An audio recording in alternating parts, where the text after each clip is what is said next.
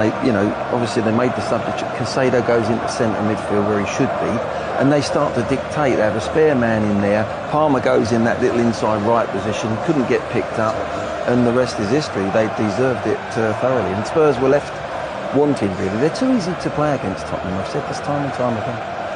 Yeah. I mean, that was some capitulation in some respects after what we saw after the opening 20 minutes from Spurs. Yeah, good start from Tottenham. Energy. When you've got the energy and you can press like they did, Chelsea played into their hands a little bit and they go 2-0 up. Now, sometimes I think you've got to go, well, we've got to stop pressing there. It's not going to last for 90 plus minutes. There's now you can press from a little bit of a deeper area, and then you start causing problems and you hit the team on the break from 2-0. And that never happened. They just keep playing the same way, and they get too open. I think the way Chelsea started, you could feel there was a little bit of nerviness about them, and you'd have thought that Tottenham, once they did score the goals, they just continue down that line and see how much more they can put them under pressure. But in the end, it didn't quite happen. Yeah, the emotions could not be more contrasting, could they? For those in the white of Tottenham and those in the blue of Chelsea. So, 8 of the 9 games played in match week 15 after the Merseyside derby was postponed early on Saturday. Villa claiming back-to-back wins after beating Southampton. There's 2 more goals for Cole Palmer. What a 2024 he is having, both of them from 12 yards. And Dan, that was quite a game in North London tonight. Yeah, crazy game. I think we were just sat watching it, couldn't believe what I was seeing. But I think when we spoke before the game, both teams are so good going forward. That they were going to cause each other problems, and I thought when Chelsea sorted at half-time, they probably Chelsea's mistakes probably was a lot of Tottenham's chances, and I think once Chelsea changed a little bit, the second half went to that back three, Cucurella pushing in, they controlled the game a lot more and looked comfortable. Is there any point looking at the defensive aspects of that game? I think you should always just look at the attacking from that. I think there were so many chances there, especially Palmer. I think Palmer was brilliant. Little touches he makes, he always seems to make the right pass. Just so composed. In fact, Ian, it's the result or the type of performance that many of us were expecting, wasn't it? Well, yeah, we spoke about the defences at the start of the show, and now, even Chelsea winning 8-0 the other day, still giving up 15 shots. Even against Southampton, still giving up chances for people to score. But I feel like Dan says, I think that today's came down to just like Chelsea's mistakes. If they were like a lot tighter and a lot more professional about how they're playing, like we talked about Badashile giving it to Colwell, and then he kind of, if they tighten up on that, then you'd like to think that they're going to be a little bit sharp with what they're doing. Did it further cement what we already knew going into this game? Chelsea got some real momentum, and Spurs, well, they're all over the place again. Yeah, they are all over. But Chelsea, they've got individuals there. They've got competition for places. All them players, the good players, they're looking over their shoulder. They can't afford to come off their form. That's a great position to be as a manager. And if one's playing, they took Palmer off, they've got Felix coming on, who's a really good international player. That's just one example, but they've got that all over the pitch. Now, what that does is that forces consistency, because you're saying, I've got to perform again. It's probably only Palmer that could probably go, if I have a couple of bad games, I'm not going to be dropped. But the rest, they're all at it. Every single game, they're at it. And whether they like it or not, they're in the title race. They keep playing that down, but they're in the title race. Yeah. It seems like a long, long time ago, but it was Tottenham who scored their quickest Premier League goal against Chelsea. 4 minutes and 45 in, they were 1-0 up. Yeah, well, they started on the front foot. That's what you want in a London derby against Chelsea. They really went for the throat. You see Solanke's work here. He's pressed already 1 or 2. There's a mistake, as Dan said. It was mistakes that were coming out of Chelsea. And Spurs, actually, on the early stages, punished them. That's a really good goal. It really is. Look at the hard work he's put in there. He gets his just rewards. He presses twice. They press together there, they go together, last man slips, and now it's, can you punish? And Brennan Johnson picks out a lovely little ball into that near post. That's a really good finish, isn't it, Ian? The thing, when you look at it again, it's so poor from Chelsea, and that if they sharpen themselves up in that instance, then that doesn't happen. The passes were poor, and then Cucurella slipped. But his movement made that goal. It was fantastic movement from him. It was only, 6 minutes later, they doubled their lead, and Marco Correa, unfortunately, from a Chelsea perspective, involved again here, Dan.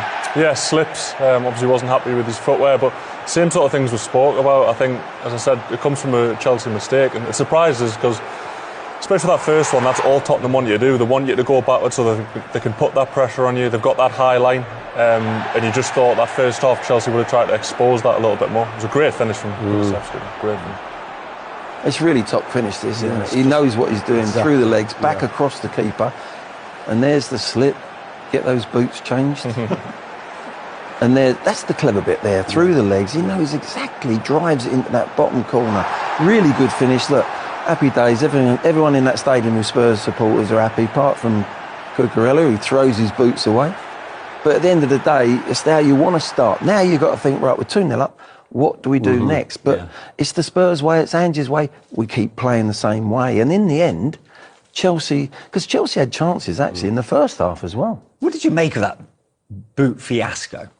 Well, it does make sense to me, because obviously the warm-up is about testing the boots, how the boot's going to be okay. But you saw how he slipped, and it was like proper slips. It's not, look. It's like he's got moulded on, in this weather. And then he's blaming. When he took them off, he's throwing them like it's the boots' fault. Yeah. What should have been happening is during the warm-up, he should be testing. These feel a little bit slick, and then you change them. Yeah. No defender should be wearing studs that are going to give you that opportunity to fall over. None. No. Okay. Well, I tell you what. Let's get some post-match reaction. I'm delighted to say Jadon Sancho of Chelsea joins us now from the Tottenham Hotspur Stadium. Jadon, thanks for joining us tonight. Well done this evening. I mean, what a comeback win in the end. First of all, thank you for having me. What can I say? It was a great win, a great comeback, and we're just delighted with the 3 points. 2-0 down after 11 minutes. What are you thinking? To be fair, I have a lot of trust in this squad, so I wasn't too fazed. And once we got the first goal back, I knew it would come back and get a result. Can you talk us through your goal, if you don't mind? Well, yeah, it was a 1v1, and I saw the opportunity to cut inside, and then I just thought, why not shoot? In training recently, I've been working on my shooting, so I'm just delighted that I came off today. Yeah, I mean, it's one of those with very little backlift. Is that a technique you're trying to master? Yeah, definitely. Just in training, I've just been working on hitting the far corner, so I'm very delighted. Jadon, Ian Wright. Jadon, I just want to say to you, what's the manager said to you coming here on loan and playing? You're getting yourself playing. You seem to be back to the Jadon Sancho we know. The touches were great. Nutmegging people, doing your stuff, scoring goals. What's the manager say to you? From the very first day, they've made me feel welcome, and I know I have a lot of people to prove wrong, and I'm just day by day. I'm working hard every day in training, and once I get my opportunity, I just try to show what I can do. So today, I'm happy that I scored and got the 3 points for the team.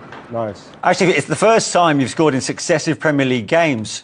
I mean, do you think we're starting to see the best of Jadon Sancho now? Again, I'm just taking it game by game. Hopefully, I can continue this form. But yeah, again, I've got to say thank you to the whole Chelsea team and the staff for believing in me and giving me the opportunity to play. Nice. As an attacking force, I mean, Chelsea are going to need some stopping. You've got some real momentum, some real talent in there, not least Cole Palmer. Talk to us about the way he took that second penalty. Well, yeah, he always does these type of things in training, so I'm kind of not surprised that how he took this second goal of his. You can't help but smile when you see it, right? No, for sure. It's just because we see it all the time in training, so again, I'm just very happy for him to get the second goal and to secure the 3 points. In the last few days, in the wake of the Southampton win, Enzo Maresca and Cole himself have been playing down your title chances. But the more you continue to win, the more you're going to be in the conversation. So surely that's got to be in your thinking at some point. Well, definitely after tonight, it's not in our thinking at all. Again, we're going to take it game by game. It's still early in the season, so anything can happen. So, we're just glad that we got the 3 points and on to Brentford next week. So tell me then, finally, Jadon, what would be a good season for Chelsea? Just keep winning. What can I say? Again, I can't get carried away because it's still early on in the season, but we're very delighted with the 3 points. It's really good seeing you back in form. Thanks for joining us tonight. Thank you guys for having me. Take care. Tell Cucurella to sort his boots out. Oh, yeah. Don't worry. That's definitely going to be part of the conversation in training. Cheers, Jadon. Take care, guys. Jadon Sancho on the score sheet for Chelsea, who looks like he's really enjoying himself again. Yeah, you can see the way he's playing. You know, he's got a lot of his confidence. His head's up. He's like I say, he's going past people. He's scoring goals. You know, somebody who's on loan, and like you mentioned there, he's got a lot of people to prove wrong. And, you know, he's working very, very hard in training. And that's the way you do it. That's what you've got to do. You've got to show the people you're still capable. Well, let's go back to the game itself, into the second half. The first of Cole Palmer's 2 penalties. At this point, Glenn, actually, it looked like Spurs had lost all discipline. They were on the back foot, weren't they? Chelsea come out, reshaped. This is a dreadful... Terrible challenge. Terrible challenge. Look, you know straight away, look, Basuma, he goes on the floor. There's a little ball, look, from Jadon there. Just a lovely little ball in. And Caicedo's going, come and tackle me. Ex-players together at Brighton. Boom, look. And he's just clipped him. It's such a... Well, there's no defence. He knows that as well. And this kid don't miss from the spot, does he? He really doesn't. That's a good one as well. Yeah. Side net. Yeah. 11 out of 11 from 12 yards at that point. And obviously that's only going to get better. But there's nothing you can do, right, as a goalkeeper in that situation. Just got to be lucky and guess the right way, I suppose. But even that one there, with the size of Fraser, he's going to struggle to get that one. Yeah. It's right in the corner. Yeah. Enzo Fernandez, it wasn't that long ago, he was having a bit of an up and down time at Chelsea, but it feels like he's getting a little bit of confidence back in his game, Glenn. I think they've released him a little bit more. He's not playing in that deep position, because when Caicedo, second half, went in there as well, he's allowed to get in and around the penalty area where he actually finishes. This is a really good finish. I'll tell you why. He's being pressed a little bit, it's been close, but if you watch again, the ball is spinning. Great play from Palmer again, teasing players, taking them on, going down the wing, Noel, come inside on my left. So sharp. Suddenly went up a gear, didn't he? Went up a gear. Amazing. Porro, he might have done better there, but if we watch it from this way, for me, it's reading the spin, because the ball's coming at him off there, off Van der Ven, the spin's going and it's a wet surface, Glenn. Yeah, no, he's cut across that beautifully. No chance for Forster. It's just, you know, you just look at it, like Palmer's got them dancing, they're spinning, they're all over the place. You know, where he was on the line. He's ended up in the penalty box. Yeah. You know, obviously got the deflection that went to Enzo, but it's just a brilliant play. Fantastic play. 3-2 at that point, and then we get another penalty. Matassar was involved in this one. It's even worse. yeah, I think... Well, what was he thinking here? Yeah, I'm not sure, to be honest. I think you see, obviously, it gets to the point where he pushes him over, but he's going away from goal the whole time. You just got to keep sending him out wide and let him come back in. He's just way too keen, and Palmer knows exactly what's coming. He gets his body in front of it. He takes it. When I first saw it, I was like, oh no, definitely not. And then when you see it again, it was absolute stonewall. That's just that's just ridiculous. Yeah. That's the kind of thing you look. Those are the things that your manager looks at and you think, well, what am I going to say about that? A professional football make a challenge like that. That's fantastic. That's class. So it's so slow that Forster could probably get down there. If he spun round there, I think Dan, he could probably that have shot got there is quite something. So if he spun round, he could have not caught Look at it. that, it's not even hit the back of the... Well, it's only then hit the back of the net. I feel a bit bad for Forster because I thought he had a really, really good game. Yeah, he did. He made a couple of very some good big saves. saves, and he still conceded 4 goals. That's the problem Spurs he's had to make. In Vicario, they have to make big saves in every game they play it.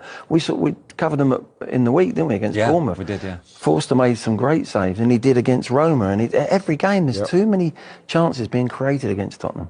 1 win in 7 now for Spurs in all competitions, and the pressure remains on their head coach. Let's get his thoughts. Here's Ange Postecoglou.